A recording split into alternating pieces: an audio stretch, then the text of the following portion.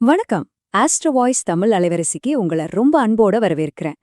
இப்போ ஒரு நிமிஷம் உங்க கண்கள மூடி நான் கேக்குறத மட்டும் கொஞ்சம் யோசிச்சு பாருங்களேன். ராத்திரி பகல் பார்க்காம உங்க குடும்பத்துக்காக, உங்க எதிர்காலத்துக்காக நீங்க எவ்வளவு கடினமா உழைக்கிறீங்க? உங்க வியர்வையோட ஒவ்வொரு துளியும் ஒரு கனவுக்காக தானே சிந்துது. ஆனா வருஷங்கள் ஓடிக்கிட்டே இருக்கு. உங்க உழைப்புக்கு மட்டும் ஒரு அங்கீகாரமே கிடைக்காம அதுக்கான பலன் தள்ளி தள்ளி போய்க்கிட்டே இருக்கேன்னு ஒரு ஆழமான ஏக்கம் உங்க மனசுல இருக்கா? நீங்க யாருக்குமே கெடுதல் நினைச்சதில்ல. உங்க மனசுலேந்து வர்றது எல்லாமே நல்ல எண்ணங்கள் மட்டும்தான். அப்படியும் இருந்தும் ஏன் உங்க குடும்பத்துல மட்டும் ஒரு தீராத குழப்பம், ஒரு ஓயாத பஞ்சாயத்து இப்படியே தொடர்ந்துட்டே இருக்கு? ஏன் உறவுகளுக்குள்ள ஒரு சரியான புரிதல் இல்லாம போகுது? எல்லாம் இருந்தும் ஏதோ ஒன்னு குறையிற மாதிரி ஒரு நிம்மதியே இல்லாத சூழல்ல தவிச்சிட்டு இருக்கீங்களா?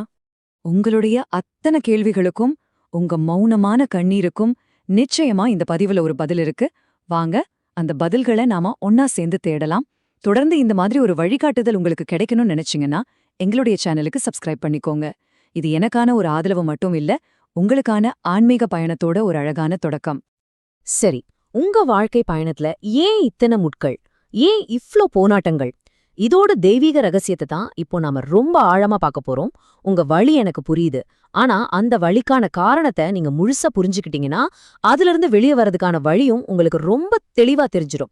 இது உங்க விதிய நொந்துக்கிறதுக்கான நேரம் இல்ல, விதிய புரிஞ்சுக்கிறதுக்கான நேரம். உங்க ராசி மகரம். உங்க ராசியோட அதிபதி நீதிமான், கர்ம காரகன்னு சொல்லப்படுற சனி பகவான். கர்ம காரகன்னா என்ன தெரியுமா? நம்மளோட போன ஜன்மம், இந்த ஜன்மத்தோட செயல்களுக்கு ஏத்த மாதிரி எந்த ஒரு பாரபட்சமும் பார்க்காம சரியான நேரத்துல சரியான பலன்களை கொடுக்கவர். அவர் ஒரு ரொம்ப கண்டிப்பான வாதியார் மாதிரி பாடங்களை ரொம்ப கடினமா கொடுப்பார். ஆனா அந்த பாடங்கள் தான் நம்மள பக்குவப்படுத்தும். இதனாலதான் மத்த ராசிகளை விட உங்க வாழ்க்கை பாதை ரொம்பவே தனித்துவமானதாவும் சவால்கள் நிறைஞ்சதாவும் இருக்கு. இங்க பாருங்க, இந்த சவால்கள்லாம் உங்களுக்கு ரொம்ப பரிச்சயமா இருக்கும் இல்லையா? குடும்பத்துல எப்பவுமே ஒரு குழப்பமான சூழல், உறவுகளுக்குள்ள ஒரு சரியான பிணைப்பே இல்லாம இருக்கிறத நீங்க உணரலாம். நீங்க எவ்வளவுதான் உழைச்சாலும் அதுக்கான அங்கீகாரம் ரொம்ப ரொம்ப லேட்டா கிடைக்கிறது. கடைசியில எல்லாரையும் விட்டு விலகி யாரும் எனக்கு வேணாம், ஏன் கர்மாவா நானே அனுபவிச்சுக்கிறான்னு ஒரு தனிமையான விரக்தியான நிலைமைக்கு தள்ளப்படுறது. இதெல்லாம் உங்க வாழ்க்கையில நடக்குதுன்னா அதுக்கு ஜோதிட ரீதியான காரணம் சனி பகவானோட ஆளுமைதான்.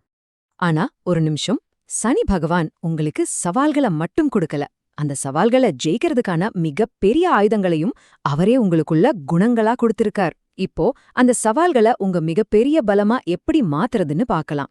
நீங்க பலவீனம்னு நினைக்கிறது தான் உங்க உண்மையான பலம். இந்த ஸ்லைட்ல இருக்கிற முக்கியமான வித்தியாசத்தை கவனிங்க.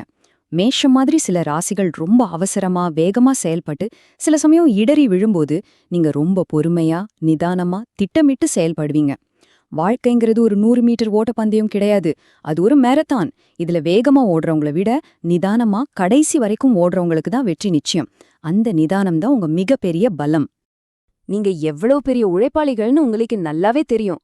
ஒரு வண்டியில பெட்ரோல் போட்டா கூட அதை 1 மாசம் வரைக்கும் சிக்கனமா ஓட்டுற அளவுக்கு நீங்க ஒரு சிறந்த சேமிப்பாளர்.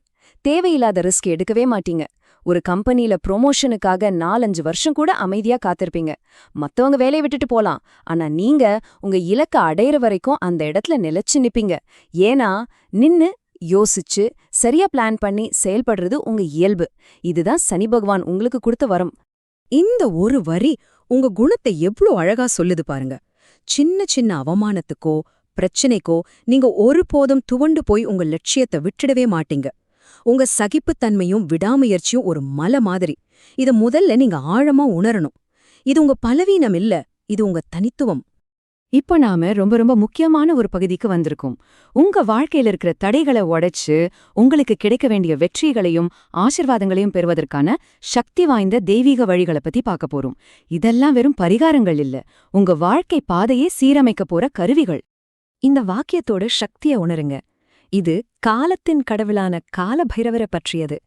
உங்க வாழ்க்கையில எவ்ளோ பெரிய தடையா இருந்தாலும் சரி, தாமதமா இருந்தாலும் சரி, அத உடைச்சு தூக்கி எறியற மாபெரும் சக்தி அவருக்கு உண்டு. அந்த சக்தியை நம்ம எப்படி பெறப்போறோம்னு இப்போ விரிவா பார்க்கலாம். உங்க தலைவிதிய நல்ல விதமா மாத்துறதுக்கு இந்த 3 சக்தி வாய்ந்த வழிகள் இருக்கு.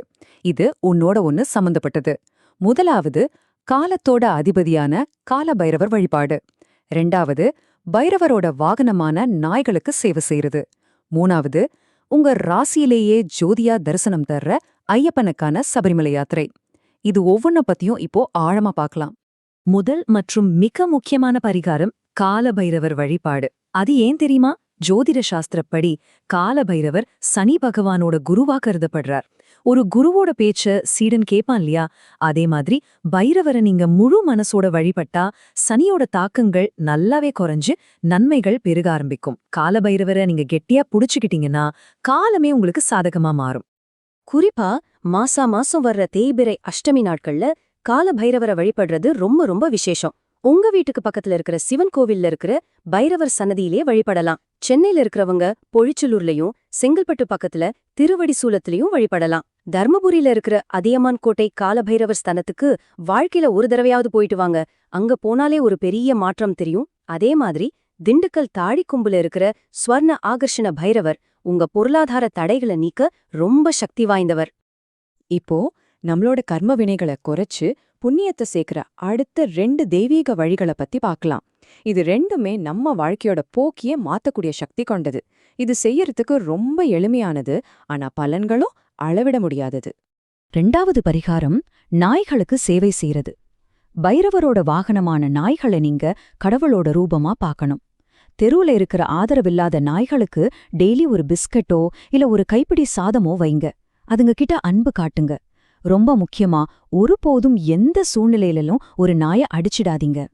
நீங்க ஒரு நாய்க்கு செய்யற சேவை நேரடியா பைரவரையும் சனி பகவானையும் சாந்தப்படுத்தி உங்க கர்ம வினைகளை குறைச்சு புண்ணிய கணக்க அதிகப்படுத்தும். 3வது வழி சபரிமலை யாத்திரை. மகர ஜோதின்னு நம்ம சொல்றோம் இல்லையா? அந்த மகர ஜோதி உங்க ராசியான மகரத்துல தான் தரிசனம் தருது. அதனால உங்களுக்கும் ஐயப்பனுக்கும் ஒரு பிரிக்க முடியாத ஆன்மீக பந்தம் இருக்கு. ஐயப்பன் உங்க ராசியோட குலதெய்வம் மாதிரி. அவரை சரணடைகிறது ஒரு குழந்தை தாய சரணடைகிற மாதிரி. உங்க வாழ்க்கையில ஒரே ஒரு தடவையாவது முறையா 48 நாள் விரதம் இருந்து இருமுடி கட்டி அந்த 18 படிகளை மிதிச்சு ஐயப்பனை தரிசனம் பண்ணுங்க. அந்த 48 நாள் விரதம்ங்கிறது வெறும் சாப்பாட்டு கட்டுப்பாடு இல்ல, அது ஒரு தவம். நம்ம ஐம்புலன்களையும் கட்டுப்படுத்தி மனச ஒருமுகப்படுத்துற ஒரு ஆன்மீக பயிற்சி. அந்த பயணம் உங்க உடல், மனம், ஆன்மா 3ஐயும் சுத்தப்படுத்தி உங்க வாழ்க்கையில ஒரு மிகப்பெரிய தெய்வீக மாற்றத்தை கொண்டு வருங்கிறது உறுதி. இந்த விளக்கத்தோட முடிவா ஒரு முக்கியமான உண்மைய நீங்க ஆழமா புரிஞ்சுக்கணும். உங்களுக்கு வர்ற கஷ்டங்கள்லாம் சாபம் கிடையாது. அது இறைவன் உங்க மேல வச்சிருக்கிற அசைக்க முடியாத நம்பிக்கையோட அடையாளம். இந்த வரிய உங்க மனசுல ஆழமா பதிய வச்சுக்கோங்க. பொறுப்பா, நேர்மையா இருக்கிறவங்க கிட்டதான் கடினமான பிரச்சனைகள் வரும். ஏன் தெரியுமா? ஏன்னா அவங்களால மட்டும்தான் அந்த பிரச்சனையை எதிர்கொண்டு அதிலிருந்து ஜெயிச்சு வெளியே வர முடியும்னு இந்த பிரபஞ்சத்துக்கு தெரியும். அந்த பொறுப்பு உங்ககிட்ட இருக்கு. மத்தவங்களால தாங்க முடியாத சுமைகளையும் பொறுப்புகளையும் இறைவன் உங்ககிட்ட கொடுக்கறாருன்னா உங்களால மட்டும்தான் அதை தாங்க முடியும்னு அவருக்கு தெரியும். ஒரு வைரத்தை பட்ட தீட்டும்போதுதான் அதோட மதிப்பு அதிகமாகுது. அது மாதிரி இந்த சவால்கள்லாம் உங்களை செதுக்குற ஒளி. உங்க பொறுமையும் சகிப்புத்தன்மையும் இறைவன் உங்களுக்கு கொடுத்த வரம். அதனால ஒருபோதும் மனசு தளர்ந்துடாதீங்க. இப்போ உங்களுக்கு வழி தெரிஞ்சிருக்கு. தடைகள் விலகிறதுக்கான பாதை உங்க கண் முன்னாடி இருக்கு. இந்த தெய்வீக பரிகாரங்களை முழு நம்பிக்கையோடு செய்யுங்க. உங்க எதிர்காலம் நிச்சயமா உங்க கையில தான் இருக்கு. நீங்க எல்லா செல்வங்களையும் பெற்று மன நிம்மதியோட செழிப்போட வாழணுங்கிறது தான் என்னோட மனமார்ந்த பிரார்த்தனை. இந்த வழிகாட்டுதல் உங்க இதயத்தை தொட்டிருக்கும்னு நான் நம்புறேன். எங்க ஆஸ்ட்ரோ வாய்ஸ் தமிழ் சேனலோட தொடர்ந்து இணைஞ்சிருங்க. இந்த பதிவு உங்களுக்கு பிடிச்சிருந்தா மறக்காம லைக் பண்ணுங்க. உங்கள மாதிரி பலன் பெறணும்னு நினைக்கிற உங்க மகர ராசி நண்பர்களுக்கும் இதை ஷேர் பண்ணுங்க. உங்க அனுபவங்களையும் கேள்விகளையும் கமெண்ட்ல எங்களோட பகிர்ந்துக்கோங்க. உங்க ஒவ்வொருத்தரோட கருத்தும் எங்களுக்கு ரொம்ப மதிப்பு வாய்ந்தது. மீண்டும் ஒரு நல்ல பதிவுல சந்திக்கலாம். நன்றி, வணக்கம்.